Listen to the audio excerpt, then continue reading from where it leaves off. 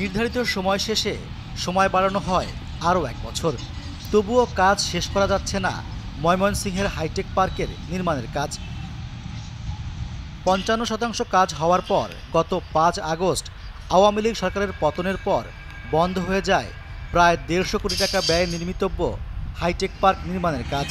ভারতীয় ঠিকাদারি প্রতিষ্ঠান ও পরামর্শক প্রতিষ্ঠান কাজ না করায় নির্মাণ সামগ্রী নষ্ট হয়ে যাচ্ছে। ২০২২ সালের ২২ জুন ময়মনসিংহ নগরের কিসমত এলাকায় হাইটেক পার্কের ভিত্তিপ্রস্তর উদ্বোধন করেন তৎকালীন তথ্য ও যোগাযোগ প্রযুক্তি প্রতিমন্ত্রী জুনাইদ আহমেদ পলক। পার্কটি চালু হলে প্রতি বছর অন্তত ১,০০০ তরুণ প্রশিক্ষণ গ্রহণ ও ৩,০০০ তরুণ তরুণীর কর্মসংস্থানের সুযোগ সৃষ্টি হবে।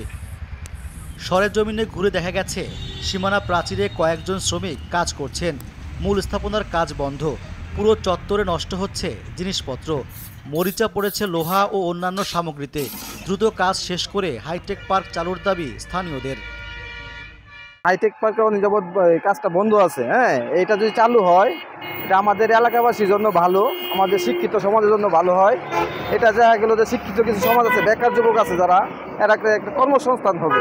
আমাদের আশপাশ যে এলাকায় যুব পোলাহান আছে এগুলা মাদকাসক্তি থেকে বাঁচবে, আমাদের এটা ডেভেলপ হবে। আশপাশে যে বাইরের বিভিন্ন দেশের সংস্থা লাগে এটা আছে, মনে করেন বিভিন্ন এলাকা থেকে লোকজন আইসা এখানে বসবাস করবে।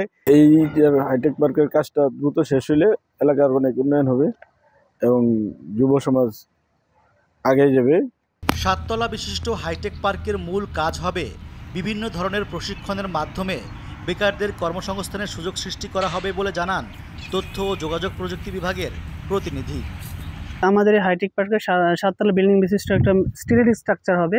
এটার মূল কাজটা হচ্ছে কর্মসংস্থান তৈরি করা, বেকারদের বিভিন্ন রকম হচ্ছে প্রশিক্ষণ দিয়ে বা ট্রেনিং দিয়ে তাদের কর্মসংস্থানের সুযোগ তৈরি করা।